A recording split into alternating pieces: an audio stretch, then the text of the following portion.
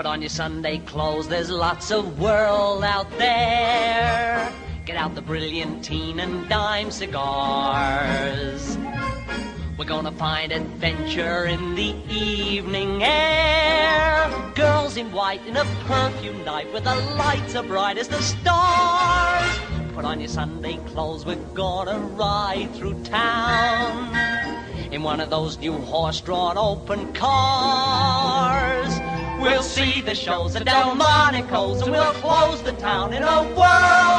And we won't come home until we kiss our girl. ඒ 1924 කාලවක වානුවයි. අධිරාජ්‍යවාදී බලපෑම අන් කවරදාකටත් වඩා වැඩියෙන් දැනී තිබූ සමයක ව්‍යයකමින් තිබූ හෙළපොදු අනන්‍යතාව සුරක්ෂිත කිරීමේ දැඩි අවශ්‍යතාවක් මතුවිය. නිදා සිටි ජාතියක් නැවත අවදි කරලීම උදෙසා නිරායුධ සටනක නියැලුණු ශ්‍රීමත් හෙන්රි ස්ටීල්ලෝල්කට්තුමා අනකාරික ධර්මපාලතුමා වැනි ජාති මාමක වියතුන්ගේ කැපවීමන් මිගෙට්ටුවත්තේ ගුණානන්ද හිමි, හික්කඩුවේ ශ්‍රී සුමංගල හිමි, බලන්කොඩ ආනන්ද මෛත්‍රී හිමි වැනි මහා සංඝරත්නයේ මාර්ගෝපදේශයෙන් නාලන්දාව නම් හෙළපොදු විදු සියපත ලක්තිරෙන මත සුපුෂ්පිත වන්නට විය.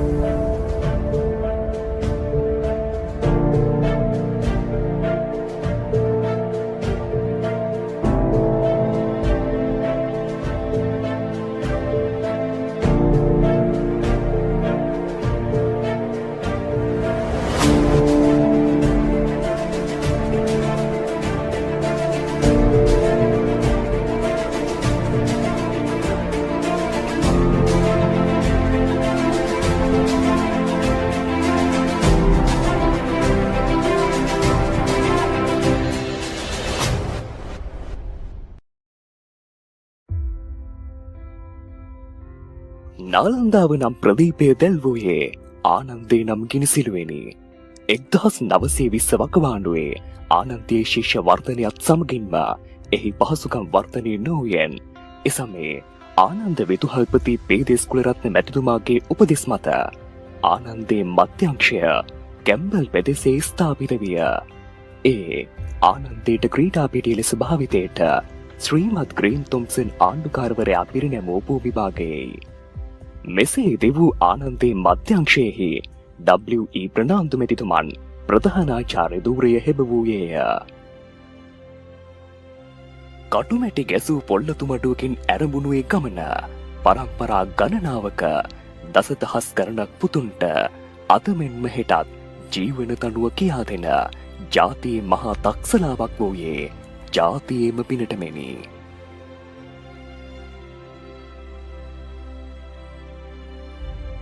1922 වසරේදී මෙම නවාංශයෙහි කාර්යාලය, ගුරු විවේකාගාර සහ විද්‍යාගාර මෙන්ම පන්තිකාමර 12ක් සමගින් අංග සම්පූර්ණ ගොඩනැගිල්ලක වැඩ ඇරඹිනි. ඒ වර්තමාන කුලරත්න මන්දිරයයි. මෙම ආනන්දේ මධ්‍යංශය ආනන්දයෙන් ස්වාධීන වූ වෙනම පාසලක් ලෙසින් ඇරඹෙන්නේ 1924 වසරේ ජනවාරි මාසයේදීය.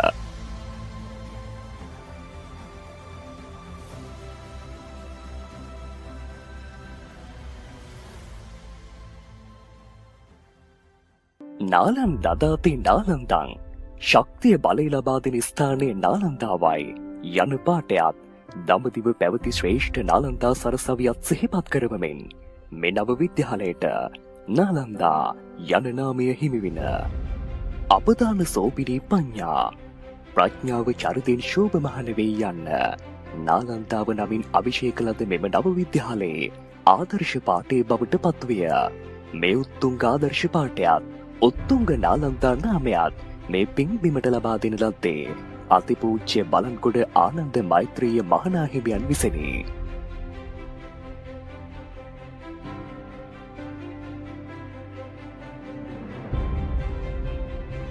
මෙම නව විද්‍යාලය එල්ලිච් මෙත්තානන්ද මැතිතුමාගේ පාලනයට පත් වූ අතර 1925 නොවැම්බර් මස පළමු වන දින නාලන්දා විද්‍යාලය ලෙසින් රජයේ ලියාපදිංචි විය. නලද යුගයේ ඇරඹුම මෙසේ සනිටුහන් විය.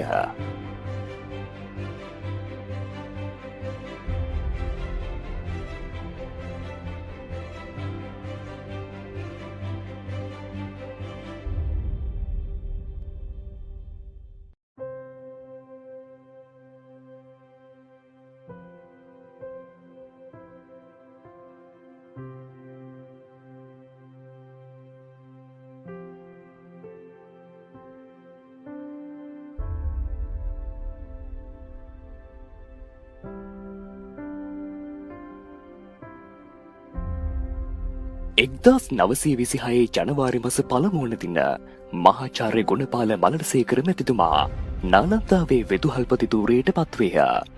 රජයේ ලියාපදිංචි කර නාලන්දාවේ අධ්‍යාපන කටයුතු නිල වශයෙන් ඇරඹුණේ මෙදිනදීය. තවද 1926 මාර්තු මස 30 වන දින නව දෙමහල් ගොඩනැගිල්ලක වැඩ ඇරඹිනි. ඒ වර්තමාන ජිනේන්ද්‍රදාස මන්දිරයයි.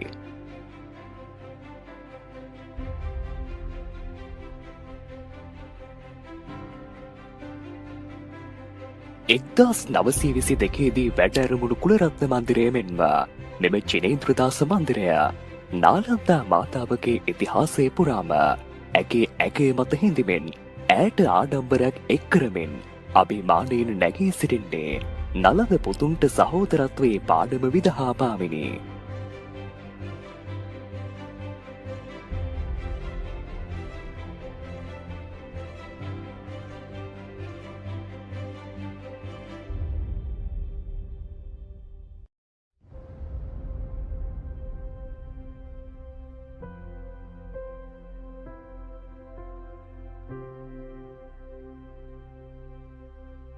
ගුණපාල මලරසේකර මැතිතුමාගෙන් අනතුරුව 1927 සිට නාලන්දාවේ වෙදුහල්පති ධූරයේ හැබවූයේ ජී.කේ.ඩබ්ලිව් පෙරේරා මැතිතුමා විසිනි.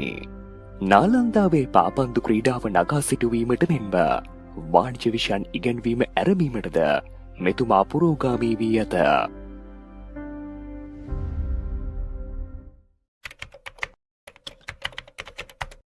ජී.කේ.ඩබ්ලිව් පෙරේරා මැතිතුමාගේ දෝර කාලයෙන් පසුව 1928 වසරේදී නාලන්දාවේ මොල්පොටුව බහර කරනු ලැබුවේ ජී.එන් ජිනේන්ද්‍රදාස මැතිතුමා විසිනි. නාලන්දා ඉතිහාසය තුළ දීර්ඝකාලීනව වෙදුහල්පති ධූරයේ හැබවූ මෙතුමාට සිය සමය තුළ අභියෝග රැසකට මුහුණ දෙන්නට සිදුවිය. 1939 දී ඇරඹී දෙවන ලෝක යුද්ධය නිසාවෙන්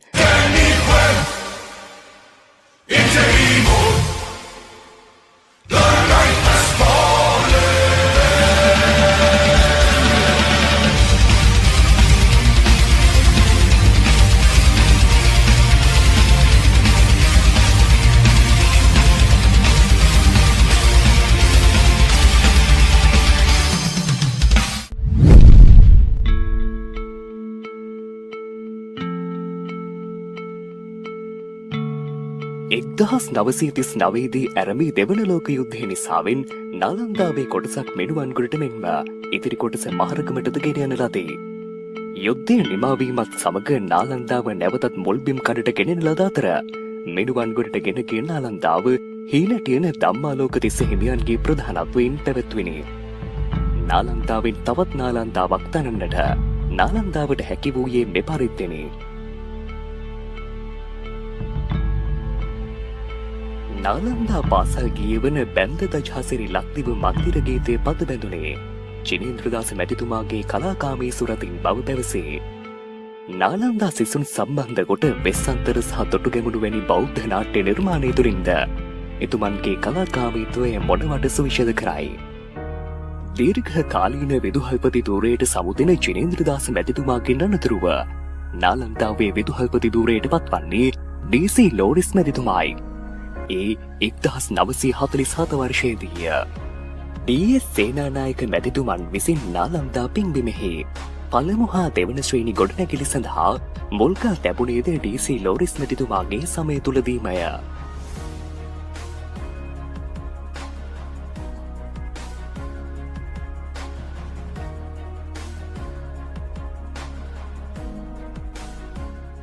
මෙතුමන්ගෙන් පසුව එනම් 1953දී නාලන්දාවේ විදුහල්පති ධූරයට පත්වන්නේ එවකට නියෝජ්‍ය විදුහල්පතිව සිටි එම්.දේස් ජයරත්න මැතිතුමායි. විද්‍යාලීය ක්‍රීඩාගාරය මෙන්ම පන්තිකාමර ඉදිකරමින් පාසලේ භෞතික සම්පත් ගොඩනැංවීමෙහිලා මෙතුමා කටයුතු කර ඇත.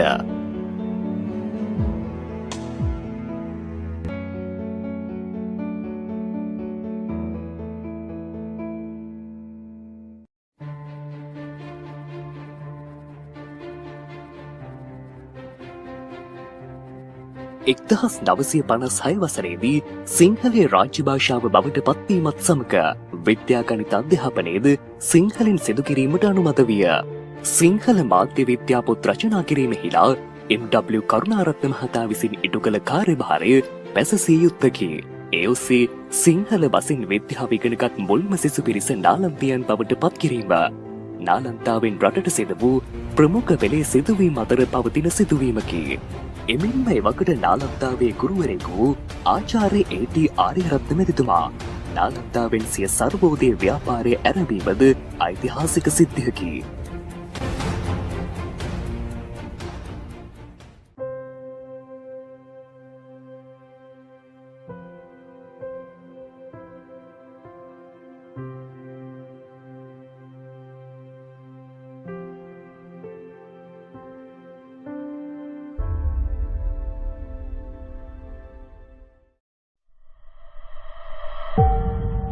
එක්දහස් 962 වසරෙහි පටන් 1964 වසර දක්වා කාලය නාලන්දාවට එතරම් ශුභදායක වකවානුවක් නොවිය.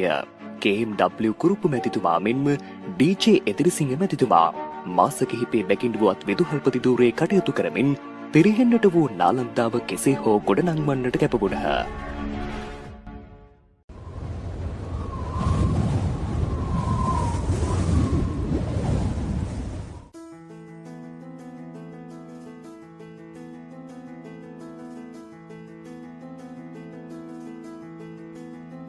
මෙම අශුභදායක යුගයේ නිමා කරමින් එළඹී ගුණපාල වික්‍රමරත්න යුගයයි. එනම් 1964 වසරේ සිට 1969 කාලාන්තරයයි. මෙතුමන් පිරිහෙමින් පැවති නාලන්දාවට නවම පුනර්ජීවයක් සැපයූ බවට ආමුතුවෙන් කිව යුත්තක් නොමැත. නාලන්දාවට යාමද දක්ෂිලා කාර්මික විද්‍යාලය නාලන්දා සන්තක වීම මෙම අවධියේදී සිදු වූ සුවිශේෂී සිද්ධියකි. පසුව නාලන්දාවේ විදුහල්පති ධූරයට පත් වූයේ සුගුණදාස අතුකෝරළ මැතිතුමන්ය. ඒ 1969 අවධියයි. නාලන්දාවේ බොදුමැදුර සහිත උසස් පෙළ විද්‍යාංශ ගොඩනැගිල්ල, ගණිතාංශ ගොඩනැගිල්ල, සාමාන්‍ය පෙළ ගොඩනැගිලි මෙන්ම ප්‍රාථමික අංශයේ ගොඩනැගිලි හා නේවාසිකාගාරය ආදී භෞතික සම්පත් රැසක් මේ සමයේදී නාලන්දාවට හිමි විය. අතුකෝරළ යුගයෙන් අනතුරුව එළඹී ධර්ම ගුණසිංහ මැතිතුමන්ගේ පාලන අවධියයි. එනම් 1982 කාල වකවානුවයි. මලනසේකර රංගහල සිසු අයිතියට පත් වූයේද මෙතුමන්ගේ අවධියේය. 1990 දී නාලන්දාවේ මුල්පුටුව භාරගත් බී.ජී. සුමනසේකර මැතිතුමාගේ අවධිය නාලන්දාවේ අභිමානය උද්දීපනය කළ තවත් අවධියක් ලෙස හැඳින්වීම නිවැරදිය. ශ්‍රීලක මුල්වරට පාසලක හෝ සරසවියක ඇරඹි අධිලේඛනාගාරය හා කෞතුකාගාරය නාලන්දාවේ ඇරඹීම මේ යුගයේ කැපී පෙනෙන සිදුවීම් අතුරෙහි තවත් එකකි. ටී.ජී. සුමනසේකර මැතිතුමාගෙන් අනතුරුව එඩ්වඩ් ෆ්‍රැන්සිස් රණසිංහ මැතිතුමා නාලන්දාවේ විදුහල්පති ධූරයට පත් විය. නාලන්දා කනිෂ්ඨ ආදිශිෂ්‍ය සංගමේ මගින් ලක්දිව මුල්ම බහුමාධ්‍ය සංනිවේදන පහසුකම් සහිත භාෂා විද්‍යාකාරය නාලන්දාවේ ඉදිකරන ලද්දේ මෙතුමාගේ සමයේදීය. 1999 වසරේදී නාලන්දාවේ විදුහල්පති ධූරයේ වැඩභාරගත් හේමන්ත ප්‍රේමතිලක මැතිතුමා නාලන්දාවට තවත් ස්වර්ණමය යුගයක් අවදි කළ බව නාලන්දා ඉතිහාස පොතේ සඳහන්ය. බැඩ්මින්ටන් හා ස්කොෂ් ක්‍රීඩා සඳහා ගෘහස්ත ක්‍රීඩාගාර පහසුකම් මෙන්ම පිහිනුම් තදාකය, ක්‍රීඩා ප්‍රේක්ෂකාගාරය, ප්‍රාථමික අංශයේ ගොඩනැගිලි ආදිය මෙම යුගයේ භෞතික සම්පත් සංවර්ධනයට සාක්ෂි සපයයි. නාලන්දාවෙන් පිහි වූ විශිෂ්ටතම පුතුන් වෙනුවෙන් පිරිනැමෙන නාලන්දා කීර්ති ශ්‍රී සම්මානය පිරිනැමීම ආරම්භන ලද්දේද මේ යුගයේදීමය. හේමන්ත ප්‍රේමතිලක මැතිතුමාගෙන් හිස් වූ නාලන්දාවේ මුල්පුටුව රංජිත් ජයසුන්දර මැතිතුමා විසින් බහරගනු ලැබුවේ 2010 වසරේදීය. ජාත්‍යන්තර මට්ටමේ දක්ෂතා දැක් වූ සිසුන් අගයනුවස් ජාත්‍යන්තර දක්ෂතා ඇගීමේ උළෙල ආරම්භ කරන ලද්දේ රංජිත් ජයසුන්දර මැතිතුමා විසිනි. මෙතුමාගේ සමයේදී නාලන්දීයන් විසින් අපොස සාමාන්‍ය පෙළ විභාගයෙන් දෙවැනි ප්‍රමුඛයා වැනි අධ්‍යාපනිකාංශයෙන් ජාතික මට්ටමේ විශිෂ්ට දක්ෂතා දක්වන්නට විය.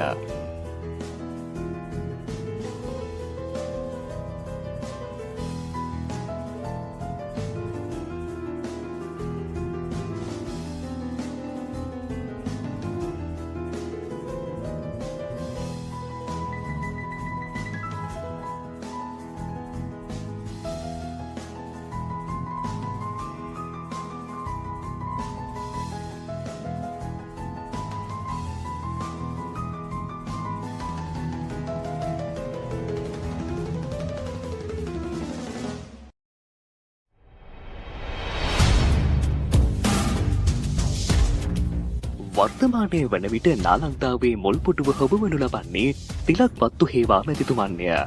එතුමන් නාලන්දා නාමයේ කිත්‍යසස ලෝපුරා ප්‍රකට කරවන්නට නලන්ද පුතුන්ට තිරිදෙමින් එතුමන් ගන්නා අනතිමායනී වෑයම ප්‍රශංසනීය වේ. නාලන්දාවේ තවත් එක් ස්වර්ණමය යුගයක් නාලන්දා ඉතිහාස පොතේ ලියා තබන්නට වත්තු හේවා මැතිතුමන්ට හැකිවනු ඇතැයි බලාපොරොත්තු තැබීම නිවැරදිය.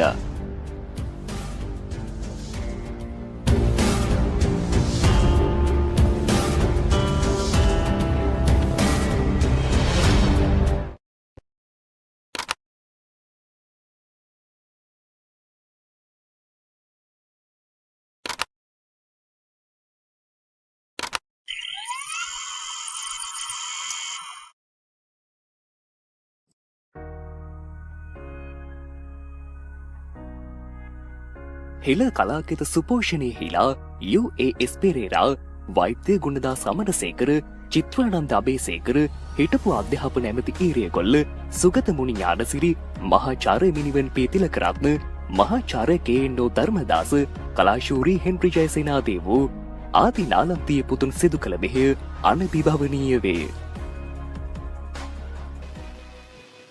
මම අම්මගෙන් අහන්න ඊට කලින් නන්ද කැමතිද කියන්නේ. අම්මා කැමති නම් මං කැමති. ඒ කියන්නේ නන්ද මට ආදරේ. මන් දන්නේ. ලෝ ප්‍රකට සෞඛ්‍යදාන ව්‍යාපාරය 1960 වසරේදී ආදි නාලන්දීය වෛද්‍ය වජිරනාථ ලක්ෂ්මණ සිල්වා මැතිතුමාගේ ප්‍රධානත්වයෙන් නාලන්දාවෙන් බෙහෙවීම නාලන්තයට ගෞරවයකි. ඇමරිකාවේ නාසා ආයතනයේ ජ්‍යෙෂ්ඨ පර්යේෂණ විද්‍යාඥ නාලන්තා කීර්ති ශ්‍රී සම්මානලාභී ආචාර්ය සරත් ඩී ගුණපාල මැතිතුමන් නවනිපැයුම් 14ක හිමිකරුවෙකු වීමද සුවිශේෂීත්වයකි. 1958 වසරේදී රජයේ තාක්ෂණික ප්‍රදර්ශනයක් සඳහා එවකට නාලන්තාවේ සාමාන්‍ය පෙළ හදාරමින් සිටි සිසුවෙකු වූ මහාචාර්ය පද්මජීව ගණේපොළ මැතිතුමා රොකට්ටුවක් ගුවන්ගත කිරීමට උත්සාහයක් දරා ඇත.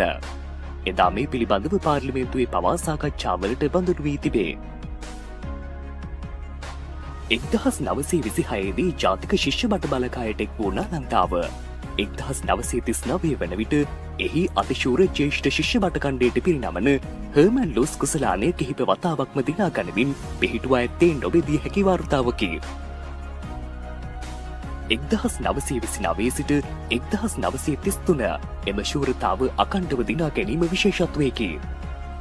වර්ෂ 1972 සිට 1978 දක්වා නොකඩවා සයි වතාවක් හර්මන් ලූස් කුසලානය දිනා ගැනීමත් 1978 වර්ෂයෙන් පසුව 1992 වර්ෂයේ අනුශූරයන් වූ නාලන්දාව වසර 34ක ඉතිහාසයක් වෙනස් කරමින් නැවතත් 2013 වර්ෂයේ හර්මන් ලූස් කුසලානය නාලන්දාව සතු කොටගෙන තිබීම අභිමානය දනවන්නකි. 1924 වසරේදී ඇරඹි ආනන්ද නාලන්තා සුලෝහිත සංග්‍රාම වාර්ෂික මහා ක්‍රිකට් තරගය ඔස්සේ කලෙලි බැසගත් ටෙස්ට් වරම් ලද ක්‍රීඩකින් 21 දෙනෙකු බිහි කරලීමට නාලන්තාව සමත්කම් පා ඇත. මේ හැරුණු කොට අනෙකුත් ක්‍රීඩා සේම තාරකා විද්‍යා බාලදක්ෂ වැනි ක්ෂේත්‍ර බොහෝමයක සටහන් කර ඇති නාලන්තා නාමය අමරණීය වේ. ශ්‍රී ලාංකික ගීත කලාවේ නොමැකෙන නාමයක් වන කරුණාරත්න අබේසේකරයන් පිළිබඳවද මෙහිදී විශේෂයෙන්ම සඳහන් කළ යුතුය. ආදි නාලන්දියෙක් වශයෙන් එතුමා කලාලොවට සිදු කරන ලද මෙහෙය අග්‍රගණ්‍ය වේ.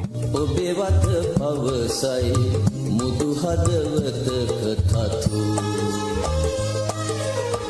ඉන්ද්‍රනීලමිනි සේම දෙනෙත් යුග නොකරමි දිනක රතු ඉපිදමරේ යලි පිපිරේ නොතිර සසර සාගරේ නොතිර සසර සාගරේ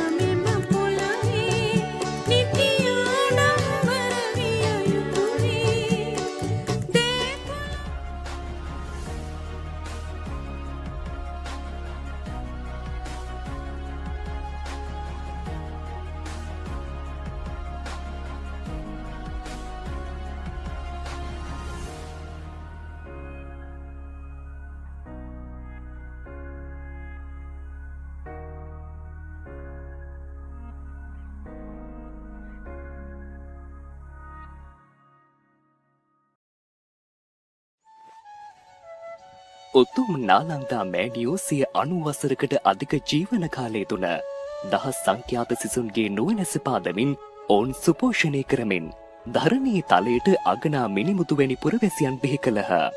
මේ කතා වෘත්තාන්තයේ දිගහැරෙන මේ මොහොතේ පවා නාලන්දාවේ සිසුහු 5000කට අධික පිරිසක් මෙන්ම ගුරු මෑණිවරු හා පියවරුන් 250කට ආසන්න පිරිසක් සිය අධ්‍යාපන කටයුතු වල නිරත වී සිටිති.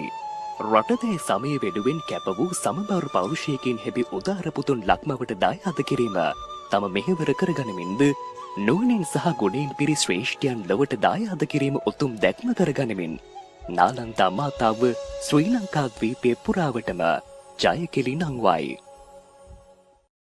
සර්ව ශක්තියින්ගේ ආනුභාවයෙන් ත්‍රිවිධ රත්නයේ ආශිර්වාදයෙන් ලොවට වැඩදායි පුරවැසියන් බිහි කරන්නට නාලන්දා මාතාව තවත් චිරාත් කාලයක් යෙහින් වැජබේවා.